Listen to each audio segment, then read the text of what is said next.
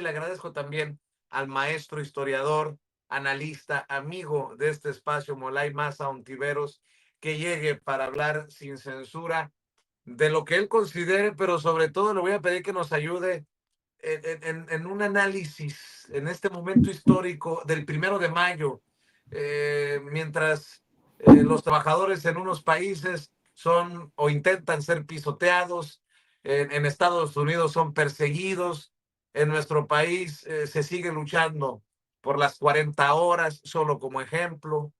Mi querido Molay, con mucho ruido, ¿no? Que si los audios de Nilda Patricia, que si César Gutiérrez Priego es el monstruo de 1000 cabezas, que si Cedillo o Cerdillo ya regresó con sus opiniones. Hoy Pablo Gómez le pone una chinga con los papeles en la mano. Pablo Gómez histórico también, porque si hay alguien ahí que conoce de la lucha, es Pablo, que ha caminado los caminos. En fin, cómo hay carnita, mi querido Molay, y obviamente desde tu perspectiva también el análisis político histórico, Molay. No, pues muchas gracias y un abrazo a toda la raza de Sin Censura, a todo el auditorio, a ti Vicente, a Ceci. Y pues sí, a mí lo de Cedillo me levanta como sospechas, ¿no? Porque digo, o están tratando de distraer la discusión nacional y atraerla justo hacia darle una chinga de perro bailarín a este tipo que no es impresentable, y hay información más que suficiente para hundirlo en el basurero de la historia más de lo que ya está.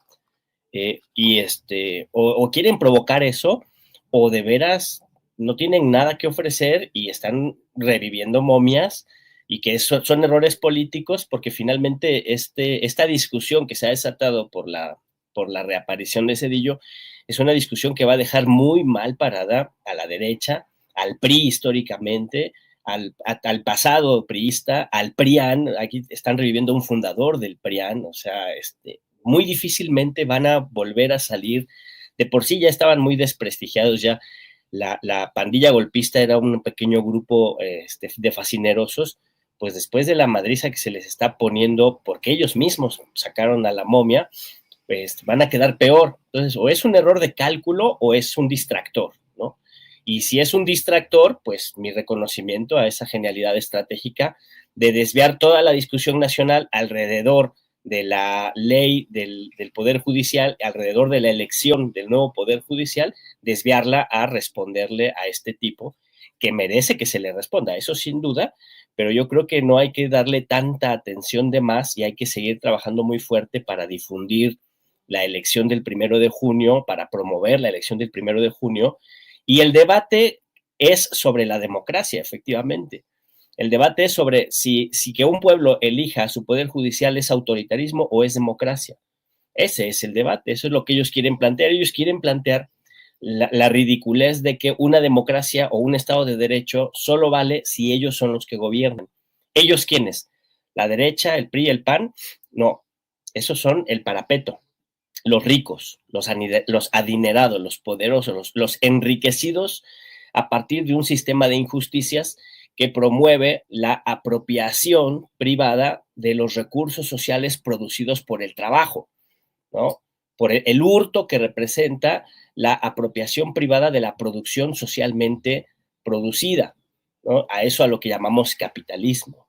Entonces, cuando los beneficiarios materiales, la burguesía, la oligarquía, cuando los beneficiarios del sistema de producción capitalista gobiernan, imponen su ley, imponen sus reglas, pasando por encima de los derechos de toda la población y sobre todo de la clase trabajadora, cuando ellos tienen el poder y ellos mandan, a eso le llaman civilización, a eso le llaman libertad, a eso le llaman democracia, aunque ni es civilización, ni es libertad, ni es democracia, ¿no? Ni república, porque siempre el enriquecimiento de unos cuantos y la subordinación de las mayorías implica la violación de derechos que ahora, en el siglo XIX, a principios del XX, no estaban ganados, pero ahora son derechos ganados e inmortalizados en la Carta de los Derechos Humanos.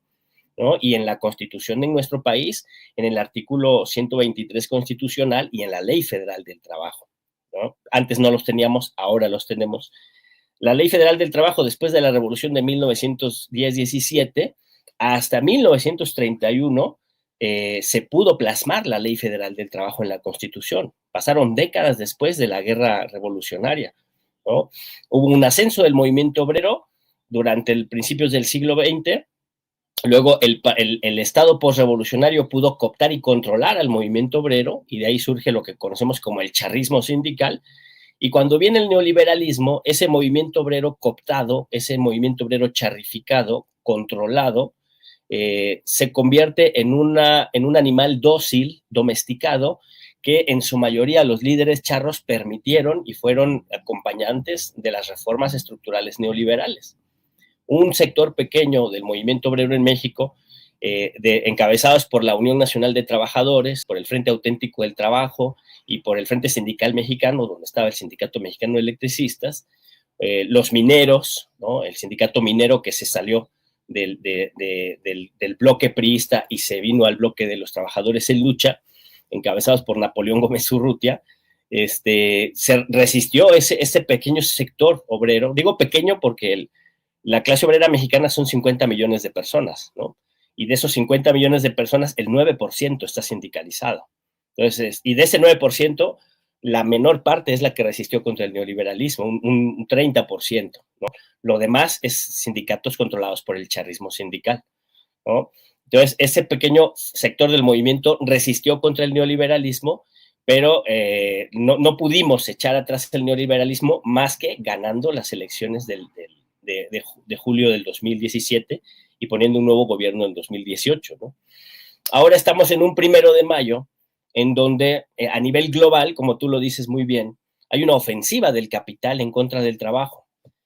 Lo que no tenemos es que en las mayorías de la clase obrera del mundo se sepa que las condiciones de trabajo miserables en las que la gran mayoría de los trabajadores vive es obra y gracia de la organización general de la economía planetaria, ¿sí? De la organización en que la economía política está desarrollando su crecimiento a partir de destruir los recursos naturales y a partir de subordinar la fuerza de trabajo a la maximización de las ganancias, lo que implica jornadas de trabajo más amplias y salarios más pequeños, para que lo que llamamos la tasa de plusvalía sea muchísimo más grande en beneficio de los ladrones, en beneficio de los apropiadores y expropiadores de esa riqueza producida.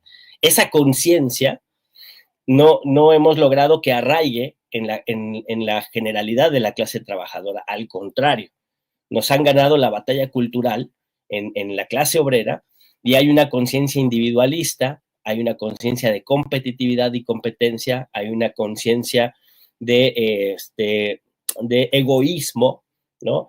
Y de falta de organización colectiva. Entonces sí necesitamos acelerar la discusión sobre el mundo del trabajo y en relación con el mundo del capital, porque solo la movilización y la conciencia de las clases trabajadoras del planeta puede traer una alternativa al neoliberalismo, al imperialismo y al neocolonialismo a nivel planetario. ¿Cuál es la buena noticia?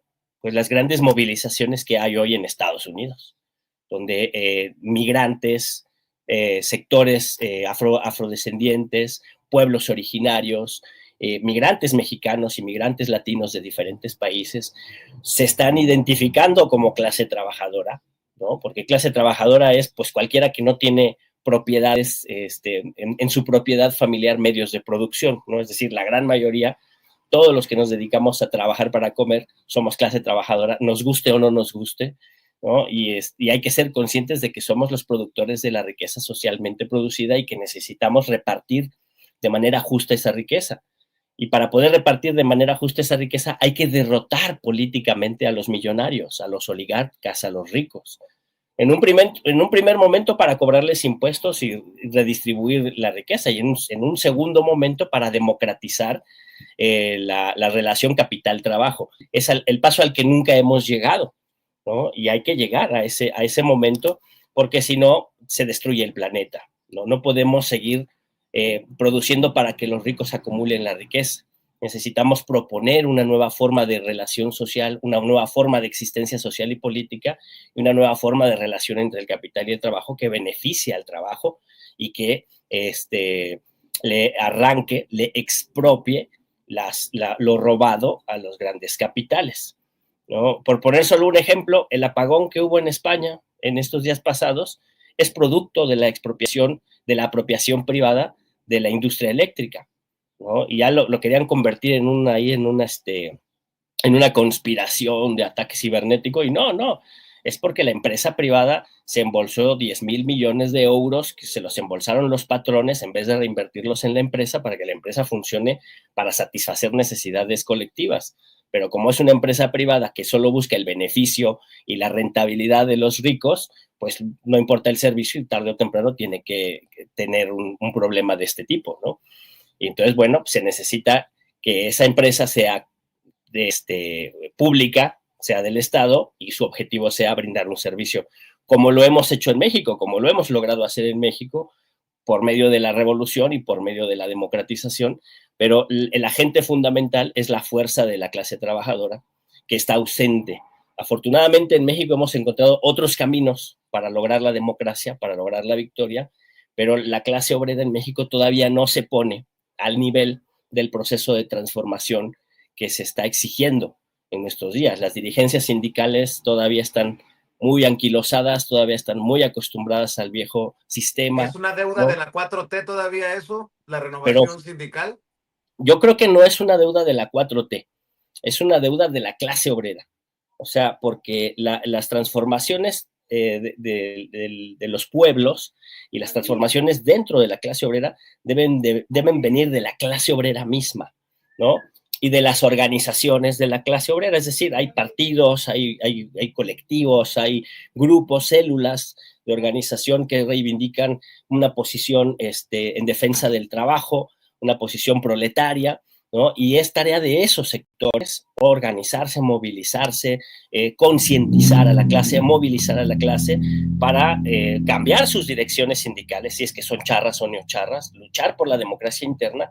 Hoy la Ley Federal del Trabajo permite que haya esa modificación. El gobierno ya no pone y quita dirigentes, pero sí se necesita una movilización desde abajo para quitar a los dirigentes charros y poner dirigentes democráticos, para hacer sindicatos asambleístas, sindicatos clasistas, sindicatos internacionalistas y sindicatos democráticos, ¿no? Y ahí todavía la 4T lo más que puede hacer es aumentar el salario, no intervenir en los sindicatos, ¿no?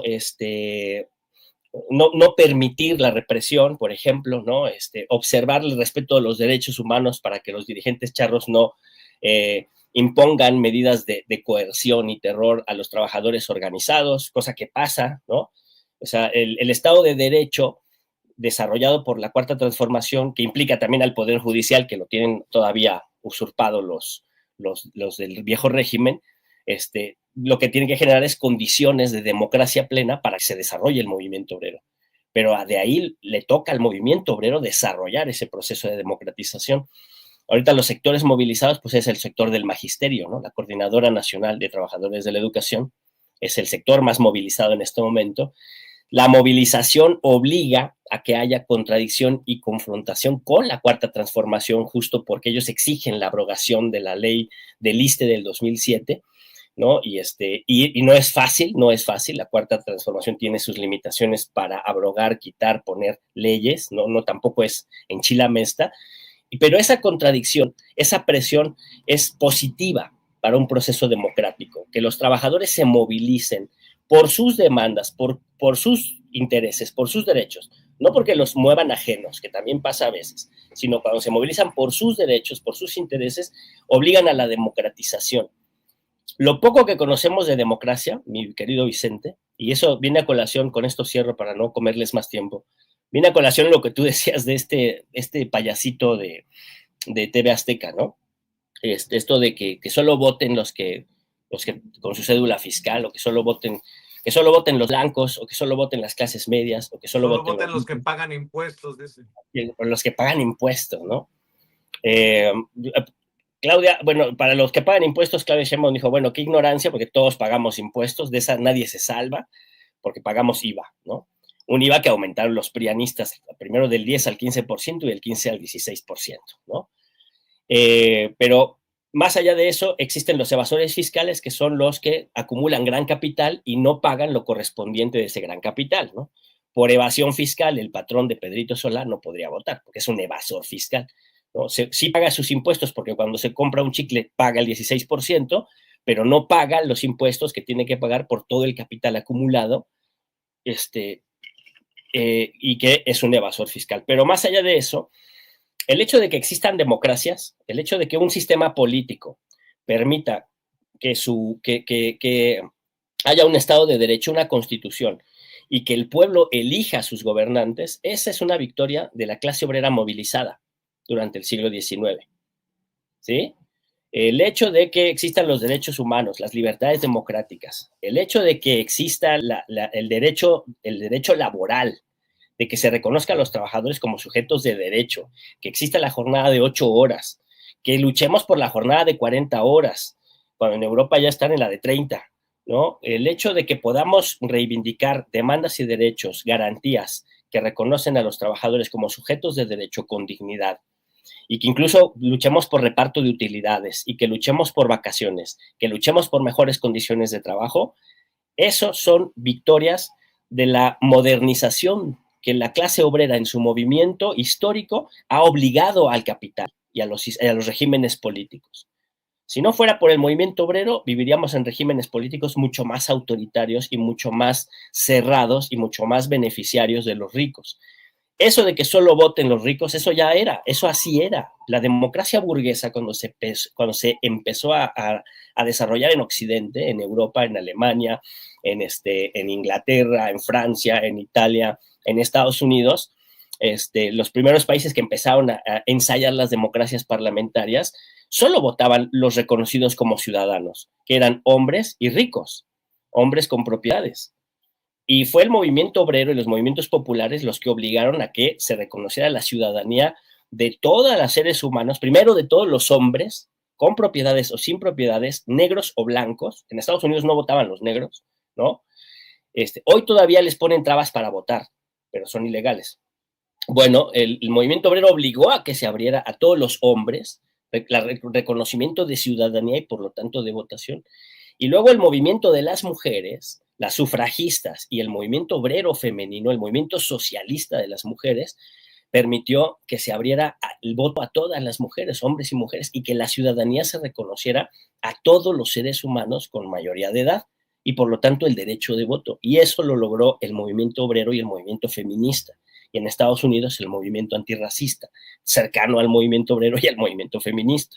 ¿Sí? Entonces la articulación clasista de las diferentes banderas, feminismo, antirracismo, las luchas democráticas por las libertades, las luchas por la diversidad sexual, las luchas por el respeto y el reconocimiento de la diversidad, todas esas luchas identitarias articuladas por un sentido y una conciencia de clase es lo que ha permitido las grandes transformaciones. Eso es lo que tenemos que tener bien claro y es como que una fortaleza que tenemos que darle en este segundo piso, no diría yo a la cuarta transformación, sino al movimiento de transformación, al conjunto del movimiento, no a tanto al gobierno. El gobierno tiene sus limitaciones, el Estado tiene sus acotaciones, pero el movimiento necesita toda esta fuerza de clase que es la que ve en perspectiva la transformación histórica.